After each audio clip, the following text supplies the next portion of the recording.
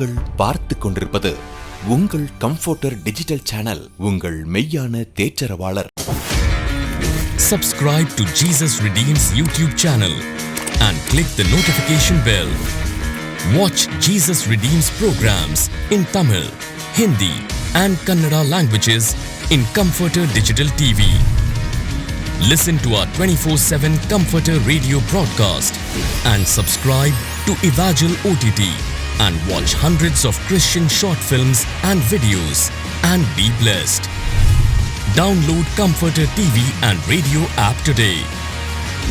Make use of Jesus Redeems programs available on various social media platforms.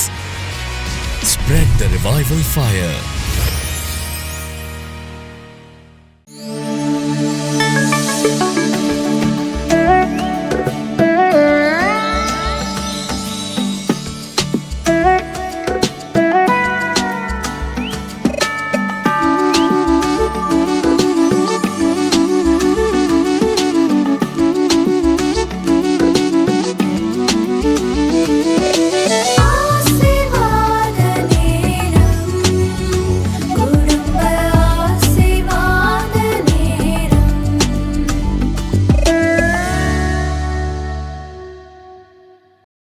பிரியமானவர்களே, எப்படி இருக்கீங்க?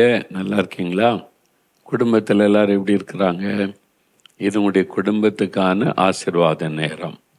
இயேசு கிறிஸ்து உங்களுடைய குடும்பத்தில் இருக்கிற எல்லாரையும் நேசிக்கிறார். அவருக்கு ஒரு குடும்பத்தில் இருக்கிற எல்லாருமே முக்கியம். அதனால்தான் இயேசு கிறிஸ்துவை விசுவாசித்தால் நீயும் உன் வீட்டாரும் ரட்சிக்கப்படுவீங்கன்னு வாக்கு கொடுத்திருக்கிறார். ஒருத்தர் ரட்சிக்கப்பட்டாலே போதும், அந்த வீட்டுக்குள்ளே இயேசு வந்துடுவார். எல்லாரையும் அந்த ரட்சிப்பின் திட்டத்துக்குள்ளே கொண்டு வருகிறார். சரி, இந்த நாள்ல என்ன பாட்டு பாடலாம்? என்ன பாட்டுமா? அநாதி தேவன் ஒரு அடைக்கலமே. நமக்கு அடைக்கலம் நம்முடைய அநாதி தேவன். அநாதியாக என்றென்றைக்கும் ஜீவித்திருக்கிற ஒரு ஆண்டவர். அவரை துதித்து அந்த பாடலை பாடுவோம்.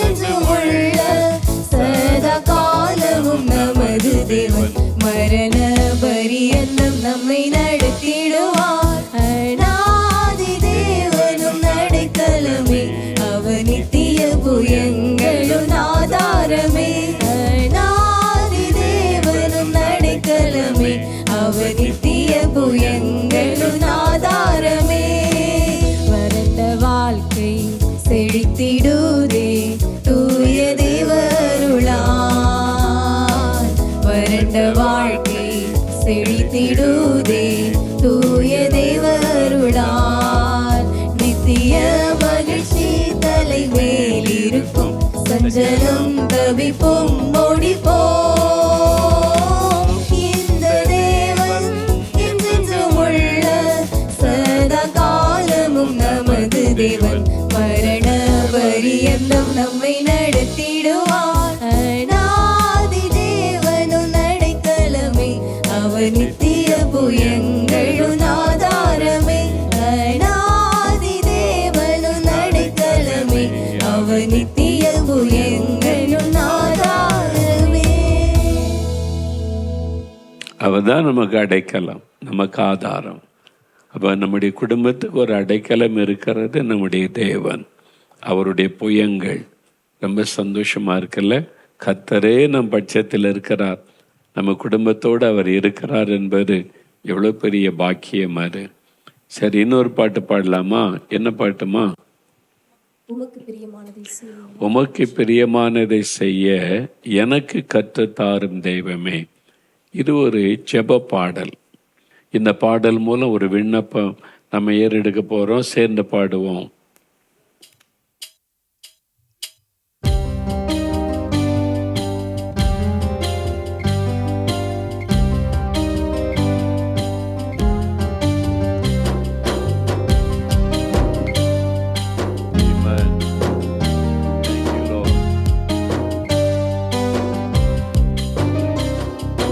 உமக்கு பிரியமானதை செய்ய எனக்கு கற்றுத் தாரும் தெய்வமே.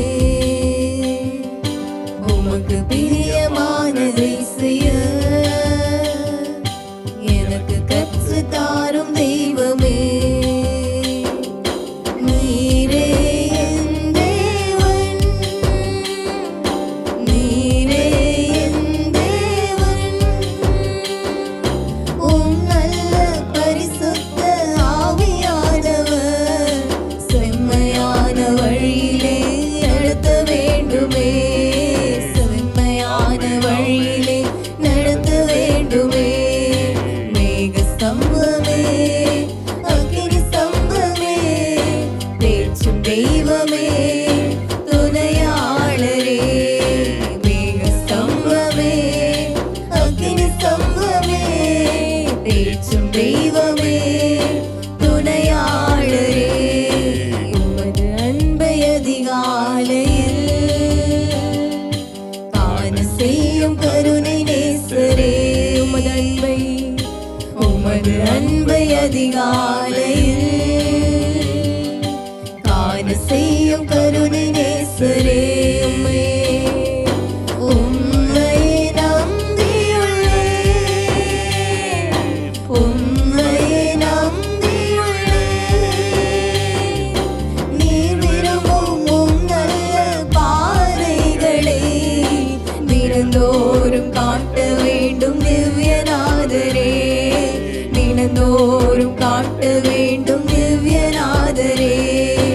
அன்பே சிகரமே, ஆருயிரே, அளிக்கும் தெய்வமே, ஆறுதலே. அன்பே சிகரமே, ஆருயிரே, அளிக்கும் தெய்வமே, ஆறுதலே. உமக்கு பிரியமானதை செய்ய எனக்கு கற்றுத் தாரும் தெய்வமே. உமக்கு பிரியமானதை செய்ய எனக்கு கற்றுத் தாரும் தெய்வமே. நீரே என் தேவன், நீரே என் தேவன். உம் நல்ல பரிசுத்த ஆவியானவர் செம்மையான வழியிலே நடத்த வேண்டுமே, செம்மையான வழியிலே நடத்த வேண்டுமே, செம்மையான வழியிலே நடத்த வேண்டுமே, செம்மையான வழியிலே நடத்த வேண்டுமே. செம்மையான வழியில என்னை நடத்தணும்னு உண்மையா நீங்க ஜெபிச்சீங்கன்னா அழகா அவர் வழி நடத்துவார். அவருடைய வழி நடத்துதலோடு நம்ம வாழும்போது நம்முடைய வீட்டுக்குள்ள சமாதானம், ஆசீர்வாதம் எல்லாம் நிறைவா இருக்கிறதை பார்க்க முடியும். சரி, வேத புஸ்தகத்தை எடுத்துக்கொள்ளுங்க. நாம் ஆதியாகமத்திலிருந்து தொடர்ச்சியா தியானித்து கொண்டே வருகிறோம் தானே. சில சமயம் ஹோலி வீக் வரும்போது அதை பற்றி தியானிப்போம். டிசம்பர் வரும்போது கிறிஸ்மஸ் நிகழ்வுகளை தியானிப்போம். மற்றபடி ஆதி ஆகமத்திலிருந்து தொடர்ச்சியாக நம்ம வாசித்து தியானித்து கொண்டே வருகிறோம். இப்போ இது வரைக்கும் வந்திருக்குன்னு தெரியுமா? ஞாபகம் இருக்குது அவங்களுக்கு? எண்ணாகமும் 14வது அதிகாரம். எண்ணாகமம் 16ஆம் அதிகாரத்தில் கடைசியாக நம்ம தியானிச்சது 7லேருந்து 9 வசனம் ஞாபகம் இருக்குது அவங்களுக்கு. சரி, ஆண்டவர் மோசேயை கானான் தேசத்தை உளவு பார்க்க ஒரு டீம் அனுப்புகிறார். அவங்க 2 ரிசல்ட் கொண்டு வராங்க. ஒருத்தங்க சொல்கிறாங்க அதெல்லாம் ராட்சதல் இருக்கிறாங்க, பெரிய பெரிய மதில் சுவர் இருக்குது, அவங்களெல்லாம் போய் நம்ம ஈஸியாக வெற்றி பெற முடியாது, பயங்கரமாக இருக்கிறாங்க, நம்ம பாங்க எகிப்துக்கே திரும்பி போயிடலாம், அங்கே போனால் செத்து போயிடுவோம் அப்படின்னு அவிசுவாசமான வார்த்தை பேசுகிறாங்க. கர்த்தர் தான் வாக்கு கொடுத்துருக்கிறார்ல, உனக்கு இந்த தேசத்தை தருவேன்னு. அதை நம்பாதபடி சூழ்நிலையை பார்த்து இவங்களே ஒரு தீர்மானத்துக்குள் வந்துட்டாங்க. 2 பேர் மாத்திரம் இல்லை, கர்த்தர் நமக்கு அதை தருவார், வாக்கு கொடுத்துருக்கிறார்ல அப்படின்னு சொல்கிறாங்க. அந்த சமயத்தில் ஆண்டவர் என்ன சொல்றார் பாருங்க. எண்ணாகமும் 14ஆம் அதிகாரம் 11ஆம் வசனம் எடுத்துட்டீங்களா? அதாவது பழைய ஏற்பாட்டில் 187வது பக்கம் எடுத்துக்கொள்ளுங்க.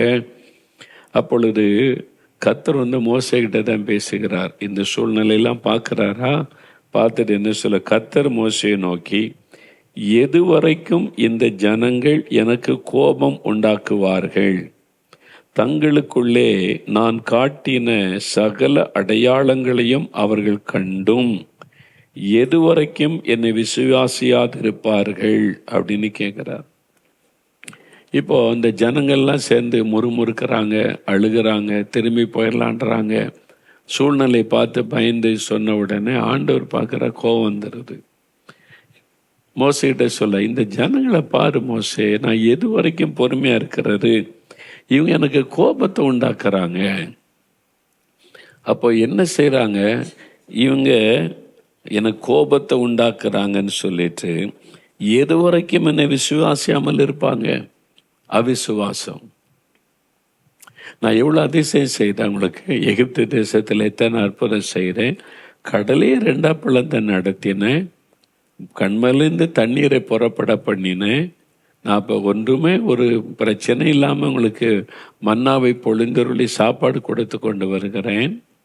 தண்ணி பிரச்சனை இல்லை, சாப்பாட்டு பிரச்சனை இல்லை, உடை பிரச்சனை இல்லை, எல்லாமே உங்களுக்கு நான் தந்து கொண்டு வருகிறேன். எவ்வளோ அற்புத அடையாளம் செஞ்சுருக்கிறேன். இதை பார்த்தோம் இவங்க இன்னும் அவிசுவாசம் கொள்கிறாங்களே, விசுவாசிக்கலையே, அதான் என் கோபம். ஆண்டவருக்கு மேலே கோபம், என்னை கோபப்படுத்துகிறாங்க. எதனால? அவிசுவாசத்தினாலே தேவனை கோபப்படுத்தினார்கள். என்னை எவ்வளோ நாள் என்னை விசுவாசம் இருப்பாங்க, எது வரைக்கும் அப்படின்னு ஆண்டவர் கேட்கிறார். அவிசுவாசம் தேவனை கோபப்படுத்துகிற அல்லது துக்கப்படுத்துகிற ஒரு காரியம். எபிரேயர் 11:6 ஆண்டோடைய வார்த்தை சொல்கிறாரு, விசுவாசம் இல்லாமல் தேவனுக்கு பிரியமாயிருப்பது கூடாத காரியம். தேவனிடத்தில் சேருகிறவர்கள் உண்டென்றும் அவர் தம்மை தேடுகிறவர்களுக்கு பலன் அளிக்கிறவர் என்று விசுவாசிக்கணும். அப்போ விசுவாசம் இல்லாமல் அவரை பிரியப்படுத்த முடியாது, அவருடைய ஆசீர்வாதத்தை சுதந்திரிக்கவும் முடியாது. அவிசுவாசம் கொள்ளும்போது, சந்தேகப்படும் போது தேவனுடைய உள்ளம் துக்கப்படுகிறது, கோபம் உண்டாகிறது. அதுதான் இந்த பகுதியிலே பார்க்கிறோம். உங்கள் வீட்டுக்குள்ளே உங்களுக்கு எத்தனையோ தேவைகள் காரியெல்லாம் இருந்தால் கூட கர்த்தர் மேலே விசுவாசத்தை வச்சிங்கன்னா சந்தோஷப்படுவார், மகிழ்ச்சி அடைவார். எவ்வளோ தேவை இருக்கட்டும், எவ்வளோ பிரச்சனை இருக்கட்டும், நம்மளை கர்த்தர் பார்த்து கொள்வார், கர்த்தர் நடத்துவார், கர்த்தர் சந்திப்பார் அப்படின்னு விசுவாசமாக இருந்தீங்கன்னா ஆண்டோடைய உள்ள மகிழும். அப்படி இல்லாமல் மற்றவங்க சொல்கிற செய்திகளை கேட்டு சந்தேகத்துக்கு இடம் கொடுத்துட்டிங்கன்னா ஆண்டவருடைய உள்ளம் துக்கப்பட்டு கோபம் வந்துவிடும். என்னுடைய ஊழியத்தின் ஆரம்ப காலம் ஒரு சமயம் ஒரு கிராமத்தில் 3 நாள் கூட்டம். அதுக்காக நான் போய் அந்த கிராமத்திலே தங்கியிருந்து கூட்டங்களை நடத்தி கொண்டிருந்த சமயம். அப்போ நம்ம இயேசுடைய பெரிய டீம்லாம் கிடையாது, நான் தனியாக தான் போகணும். அவங்களே அவங்க பாட்டு பாடுவாங்க, நான் செய்தி கொடுத்து வருவேன். அந்த மாதிரி நான் போயிருந்த சமயம் ஒரு உபதேசியர் சொன்னார், ஒரு வீட்டில் ரொம்ப கஷ்டமான சூழ்நிலையில் இருக்கிறாங்க, ஜெபிக்கணும்னு சொல்கிறாங்க, போய் ஜெபம் பண்ணிட்டு வரலாமான்னு சொல்லி. சரி ஐயா, தேவையோடு இருக்கிற குடும்பம்னு சொல்கிறீங்க, வாங்க போய் ஜெபிச்சுட்டு வரலான்னு போனோம். அந்த வீட்டுக்கு போனால் நானும் அந்த உபதேசரன் ஊழியக்காரர் அந்த 2 பேருங்க முழங்கால் பண்ணிகிட்டு இருக்கிறோம். ஒரு தாயார், வயதான தாயார், இன்னொரு சகோதரி, அவங்க கையில் ஒரு குழந்தை அதோடு உட்காந்துருக்கிறாங்க. இப்போ அவங்க ரொம்ப துக்கமாக சோகத்தோடு இருக்கிறாங்க. உடைய முகத்தை பார்த்தாலே தெரியுது, அவ்வளவு ஒரு துக்கத்தோடு அவங்க இருக்கிறாங்க. நான் ஜெபிக்கிறதுக்கு முன்னால் இந்த சூழ்நிலை, ஆவிக்குரிய சூழ்நிலையை சென்ஸ் பண்ணதுனால, ஆவியானோடைய ஏவுதல்னால நான் கேட்டேன், ஏன் நீங்கள் ரொம்ப துக்கமாக இருக்கிறீங்க? ஏதோ ஒரு பிரச்சனை இருக்குது, ரொம்ப ஒரு துக்கத்தோடு இருக்கிறீங்க, என்ன காரியம்னு சொல்லுங்கள், அதுக்காக ஜெபிக்கலாம் அப்படின்னு சொன்ன உடனே அந்த தாயார் தான் பேசினாங்க. அந்த சகோதரி கண்களில் கண்ணீர் அப்படியே வடிந்து கொண்டிருந்தது. இந்த தாயார் சொன்னாங்க, ஐயா, இது என்னுடைய மருமகள், என் மகன் வேலைக்கு போயிருக்கான், கூலி வேலைக்கு போயிருக்கிறான் ஐயா. சரி, என்ன பிரச்சனை உங்களுக்கு? ஏற்கனவே 3 குழந்தை இருக்குது, பிள்ளைகள் ஸ்கூலுக்கு போயிருக்கிறாங்க, இப்போ 4வது ஒரு குழந்தை பிறந்திருக்கிறாரு. இந்த 3 குழந்தைகளுக்கு சாப்பாடு கொடுத்து, ட்ரெஸ் வாங்கி கொடுத்து படிக்க வைக்கிறதே எங்களுக்கு பெரிய கஷ்ட சிரமமாக இருக்குது. இதுக்கு நடுவில் இன்னொரு குழந்தை ஆண்டவர் தந்துட்டாரே, எப்படி இந்த குழந்தைய நம்ம வளர்க்க போகிறோம்? அதனால இந்த குழந்தைய யாருக்காவது கொடுத்துடலாம் அப்படின்னு நாங்கள் தீர்மானிச்சிருக்கிறோம் அப்படின்னு சொன்னாங்க. அந்த குழந்தை கையில் வச்சிருக்கிற அந்த சகோதரி கண்களிலே தாரை தாரையாக கண்ணீர் வடிகிறாரு. அவங்க ஒன்றுமே பேசலை. அந்த சூழ்நிலையை நான் புரிந்து கொண்டேன். வறுமை, கஷ்டம், பிள்ளைகளை படிக்க வைக்கணும், சாப்பாடு வாங்கி கொடுக்கணும், ட்ரெஸ் வாங்கி கொடுக்கணும். அப்போ ஆண்டவர் இந்த குழந்தையை தந்துட்டார், இது எப்படி வளர்க்குறது அப்படின்றாரு. அதுதான் உங்களுக்கு முன்னால் இருக்கிற சவால், என்ன செய்கிறது என்பதாக. உங்கள் குடும்பத்தில் கூட இன்றைக்கி அது மாதிரி பிரச்சனையா? பிள்ளைகளை படிக்க வைக்கணுமே, என்ன பண்ணுறது? ஸ்கூலில் சேர்க்குற ஃபீஸ் கட்டணுமே, என்ன பண்ணுறது? காலேஜில் படிக்க வைக்கணுமே, என்ன செய்கிறது? எங்கே போகிறது? அப்படிலாம் நீ யார்கிட்ட கடன் கேட்கலாம், எங்கே போய் கடன் வாங்கலாம், அப்படின்னு யார்கிட்ட போய் உதவி கேட்கலாம், அப்படிலாம் யோசித்து கொண்டு இருக்கிறீங்களா? அந்த மாதிரி ஒரு நெருக்கமான சூழ்நிலை, தன்னுடைய குழந்தையை யாருக்காவது கொடுத்து விடலாம் என்கிற அளவிற்கு ஒரு பெரிய வறுமையின் பாதிப்பு அந்த வீட்டுக்குள்ள. அந்த சூழ்நிலை தெரிந்து விட்டார். ஆண்டவரிடத்தில், ஆண்டவரே கண்ணீரோடு நிற்கிறாங்கப்பா அப்படின்னு சொல்லி நான் ஜெபிக்க ஆரம்பித்த போது ஆண்டவர் ஒரு காரியம் கேட்க சொன்னார்.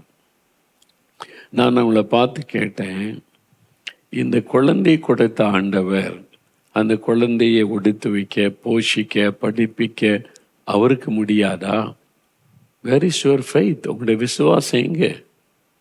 அவரை தானே விசுவாசிக்கிறீங்க, பைபிள் வச்சுருக்கீங்க, ஞாயிற்றுக்கிழமை சர்ச்சுக்கு போகிறீங்க, பிரசங்கெல்லாம் கேட்குறீங்க.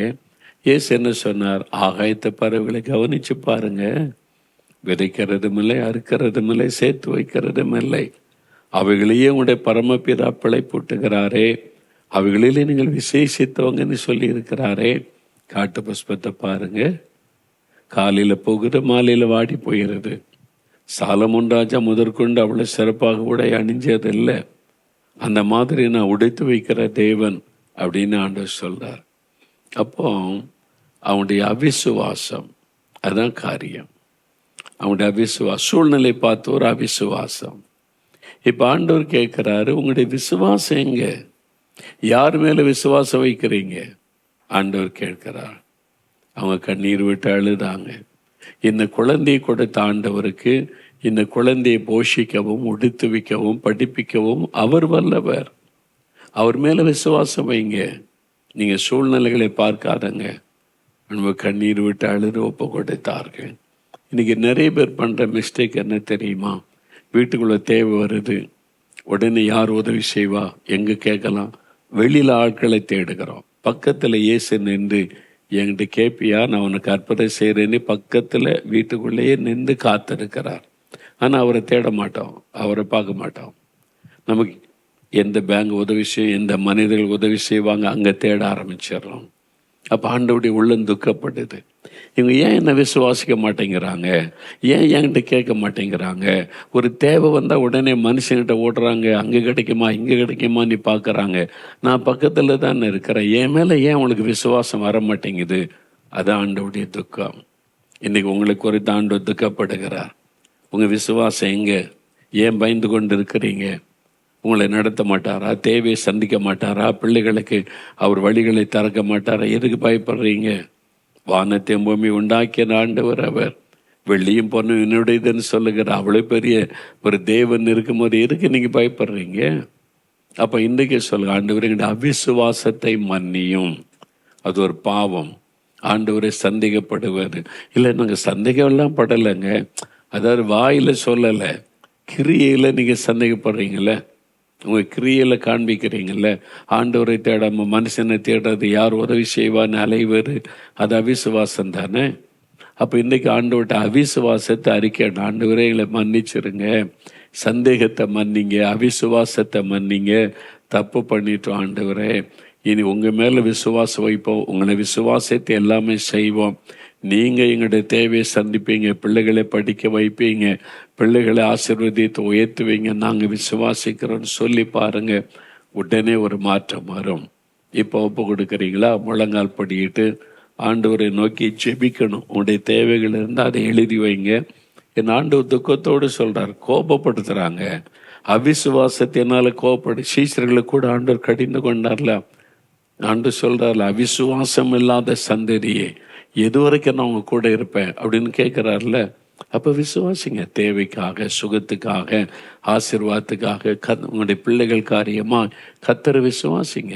விசுவாசிக்கிறது அவர் பிரியப்படுத்த முழங்கால் போட்டு, ஆண்டவரே அவிசுவாசத்தை மன்னியும், சந்தேகத்தை மன்னியும், இந்த அவிசுவாசம் என்கிற பாவத்தை மன்னிச்சு எங்களுக்கு இறக்க செய்யும் அப்படின்னு ஜெபிக்கணும். சரியா?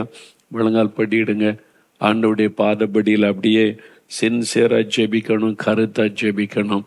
அப்படியே குடும்பமாக முழங்கால் படிட்டு ஆண்டவரை பார்த்து சொல்லுங்க, இயேசுவே எங்களுடைய அவிசுவாசத்தை மன்னிச்சிருங்க, சந்தேகத்தை மன்னிச்சிருங்க, நாங்கள் எங்களுடைய தேவைக்காக உம்மை விசுவாசிக்காதபடி சூழ்நிலைகளை பார்த்து சோர்ந்து போய் முறுமுறுத்து மனிதர்களை தேடி போயிட்டோம், அதனால கடன் பிரச்சனைக்குள்ளாகி இன்றைக்கு எல்லாம் பட்டி வட்டிக்கே போகிறது, எங்களோட அவிசுவாசத்தை மன்னிச்சிருங்க. சொல்லுங்க, வாய் திறந்து பிள்ளைகள்லாம் சொல்லுங்க, அவிசுவாசத்தை மன்னிங்க, இன்றிலிருந்து உங்களை நாங்கள் விசுவாசிக்கிறோம், உங்களுடைய வல்லமையை விசுவாசிக்கிறோம், நீங்கள் எங்களுக்கு எப்போதும் எல்லா தேவைகளை சந்திப்பீங்க, சுகம் கொடுப்பீங்க, ஆசீர்வதிப்பீங்க, படிக்க வைப்பீங்க, பிள்ளைகளை எங்களுடைய தேவைகளை சந்திப்பீங்க, நாங்கள் விசுவாசிக்கிறோம், இயேசுவே விசுவாசிக்கிறோம். சொல்லுங்க, இயேசுவே அவிசுவாசத்தை மன்னியும், சந்தேகத்தை மன்னியும், இயேசுவே இன்று முதல் விசுவாசிக்கிறோம், ஆண்டவரே உம்முடைய வல்லமையை விசுவாசிக்கிறோம், அன்பை விசுவாசிக்கிறோம். சொல்லி ஜெபம் பண்ணுங்க, சொல்லி ஜெபிங்க. உங்களுடைய தேவைகளை பேப்பரில் எழுதி வச்சுக்கீங்களா, முன்னால் வைத்து கொள்ளுங்க. ஆண்டவரே அவிசுவாசத்தை மன்னின்னு பிள்ளைகள் ஜெபிக்கிறாங்கப்பா, உங்களை விசுவாசிக்கிறோன்னு சொல்லி ஜெபிக்கிறாங்க. நம்முடைய பிள்ளைகளுக்கு கிருபை கொடுங்க, அவிசுவாசம் நீங்க உதவி செய்யுங்க, அவனுடைய விசுவாசத்தை பலப்படுத்துங்க. விசுவாசம் உள்ளவர்களாய் அவர்களை ஸ்திரப்படுத்துங்க. ஆண்டவரே அவிசுவாசம் என்கிற பாவத்தை மன்னித்து ஒவ்வொருவரை விசுவாசத்தின் ஆவியினால் நிரப்புங்கன்னு நான் ஜெபிக்கிறப்பா. ஆண்டவரை விசுவாசத்தோடு இப்போ ஜெபிக்கிறோம், இந்த வியாதி விலகட்டும், குடும்பத்தில் ஒரு அற்புத சுகம் வரட்டும், இந்த வறுமைகள் இயேசுவின் நாமத்தில் நீங்கட்டும், கடன் பிரச்சனைகள் இயேசுவின் நாமத்தில் மாறட்டும். ஆண்டவரை கடன் கொடுக்கிறவர்களாக ஆசீர்வதியும், இயேசுவின் நாமத்தில் அற்புதங்கள் நடக்கட்டும். பிள்ளைகளுடைய படிப்பின் காரியம், திருமண காரியத்தில் தேவைகளை சந்திங்க, அற்புதம் செய்யுங்க. பிசினஸ் காரியத்தின் தேவைகளை சந்திங்க, ஆசீர்வதிங்க. உம்மை விசுவாசிக்கிறோம் ஆண்டவரே, எல்லா தேவைக்கு உம்மை விசுவாசிக்கிறோம். இன்று முதல் உங்களுடைய அவிசுவாசம் எல்லாம் விலகி போகட்டும். உம்மை விசுவாசித்து உம்மை நாங்கள் சந்தோஷப்படுத்துகிறோம். நாங்கள் குடும்பமாய் விசுவாசிக்கிறோம், அற்புதங்களை எதிர்பார்க்கிறோம். எங்களை போல இந்த தெருவில் இருக்கிற எல்லாருமே விசுவாசிக்கணும். எங்களுடைய சபையார் யாருமே சந்தேகப்படக்கூடாது. விசுவாசத்தில் பலப்படுத்துங்க, எல்லாருக்கும் உங்களை வெளிப்படுத்துங்க, எல்லாருமே அறிந்து கொள்ள செய்யுங்க. இந்தியா முழுவதும் இருக்கிற ஜனங்கள் உம்மை விசுவாசிக்கத்தக்கதாக, ரட்சிக்கப்படத்தக்கதாக மனக்கண்கள் திறக்கப்படணும். அதற்காக ஜெபிக்கிறோம். எல்லாருக்கும் உங்களை வெளிப்படுத்தி காண்பீங்க. எல்லாரையும் ஆண்டவரை ஆசீர்வதிக்கும்படி உம்மை விசுவாசிக்கத்தக்கதாக மனக்கண்கள் திறக்கப்படட்டும். ஆண்டவர் இந்த ஜெபத்தை கேட்டு அற்புதம் அற்புதம் செய்கிறீர், உமக்கு நன்றி. இப்போ ஆண்டவர் எங்களுடைய பாஸ்டரை ஆசீர்வதியும், எங்களுடைய சபையை ஆசீர்வதியும், ஊழியங்களை ஆசீர்வதியும். எங்களுடைய சபையின் பாஸ்டரும் ஊழியரும் உம்மை விசுவாசிக்கத்தக்கதான விசுவாசத்தை தாரும். தேவைகளுக்காக மனிதர்களை நாடாதபடி உம்மை விசுவாசிக்க கிருபை தாரும். இப்பொழுதும் தகப்பனே, எங்களுடைய தேசம் ஆசீர்வதிக்கப்படட்டும். தேவ சமாதானம் ஆசீர்வாதம் தேசத்தில் உண்டாயிருக்கட்டும். எங்கள் தேசத்திலும் கிறிஸ்தவர்கள் தாக்கப்படுகிறாங்க, சபைகள் தாக்கப்படுகிறது. ஆண்டவரே, சில மத தீவிரவாதிகள் எங்களுடைய சபைகளை தாக்கி வேதனைப்படுத்துகிறாங்க. அந்த சாபம் அவர்கள் மேல் வராமல் இருப்பதாக நீர் இரக்கம் செய்து அதை பாவம் என்று உணர்த்தி மனம் திரும்ப செய்யும். எங்களுடைய ஊழியங்கள் சபைகள் எல்லாம் பாதுகாக்கப்படட்டும். மாபெரும் எழுப்புதலை கர்த்தர் கட்டளையிடும். ஆவிக்குரிய மாற்றம் எங்களுடைய தேசத்தில் வரட்டும். கர்த்தர் எங்களுடைய ஜெபத்தை கேட்டபடி ஆசீர்வதிக்கிற அன்பிற்காக ஸ்தோத்திரம், ஸ்தோத்திரம். இயேசு கிறிஸ்துவின் நாமத்தில் ஜெபிக்கிறோம் பிதாவே, ஆமேன், ஆமேன். என் ஆத்துமாவே கர்த்தரை சோஸ்தரி, என் முழு உள்ளமே அவருடைய பரிசுத்தமுள்ள நாமத்தை சோஸ்தரி. என் ஆத்துமாவே கர்த்தரை சோஸ்தரி, அவர் செய்த சகல உபகாரங்களை மறவாதே. ஆமேன், ஆமேன். எங்கள் குடும்பம், எங்கள் குடும்பம், எங்கள் குடும்பம் இயேசுவின் குடும்பம், மகிழ்ச்சியான குடும்பம், ஆசீர்வாதமான குடும்பம். இயேசுவே குடும்ப தலைவர், இயேசுவே குடும்ப டாக்டர், இயேசுவே குடும்ப நண்பர், இயேசுவே எங்களுக்கெல்லாம். இயேசுவே குடும்ப தலைவர், இயேசுவே குடும்ப டாக்டர், இயேசுவே குடும்ப நண்பர், இயேசுவே எங்களுக்கு. This program is sponsored by Brother Jessu Michael and family, JM Palamudir Nilayam, Tirupur. Happy wedding anniversary, Mr. Jessu Michael and Mrs. Princelin Shanti. உபாகமம் 7:13 படி, கர்த்தர் உங்கள் மேல் அன்பு வைத்து உங்களை ஆசீர்வதித்து உங்களை பெருக பண்ணுவாராக. Brother Guganesh Kumar and family, Kinathukkadavu, Coimbatore. யோவேல் 2:21 படி, பயப்படாதிருங்கள், மகிழ்ந்து களி கூறுங்கள், கர்த்தர் பெரிய காரியங்களை செய்வாராக. Brother Peter and family, Tiruvallur. ஏசாயா 54:8 படி, கர்த்தர் நித்திய கிருபையுடன் உங்களுக்கு இறங்குவாராக. Brother Pabishran and family, Kanyakumari. ஆதியாகமம் 15:1 படி, நீங்கள் பயப்படாதிருங்கள், கர்த்தர் உங்களுக்கு மகா பெரிய பலனுமாய் இருப்பாராக. Brother Murugan and family, Kanyakumari. சங்கீதம் 128:2 படி, உங்கள் கைகளின் பிரயாசத்தை நீங்கள் சாப்பிடுவீர்களாக, உங்களுக்கு பாக்கியமும் நன்மையும் உண்டாயிருப்பதாக. Sister Malarvili and family, Madurai. 1 Samuel 12:16 படி, கர்த்தர் உங்கள் கண்களுக்கு முன்பாக செய்யும் பெரிய காரியத்தை நின்று பாருங்கள். Brother Manimuthu Alvin Abraham and family, Gangai Kondan, Tirunelveli. Megha 4:10 படி, கர்த்தர் உங்களை உங்கள் சத்துருக்களின் கைக்கு நீங்களாக்கி மீட்பாராக. Sister Aarti and family, Chennai. யாத்ராகமம் 34:10 படி, பூமி எங்கும் எந்த ஜாதிகளிடத்திலும் செய்யப்படாத அதிசயங்களை கர்த்தர் உங்களுக்கு செய்வாராக. அன்பானவர்களே, நீங்களும் தொலைக்காட்சி ஊழிய பங்காளராகிட தொடர்பு கொள்ள வேண்டிய தொலைபேசி எண் 9942224661. இமெயில் முகவரி partners@jesusredeems.org. God bless you.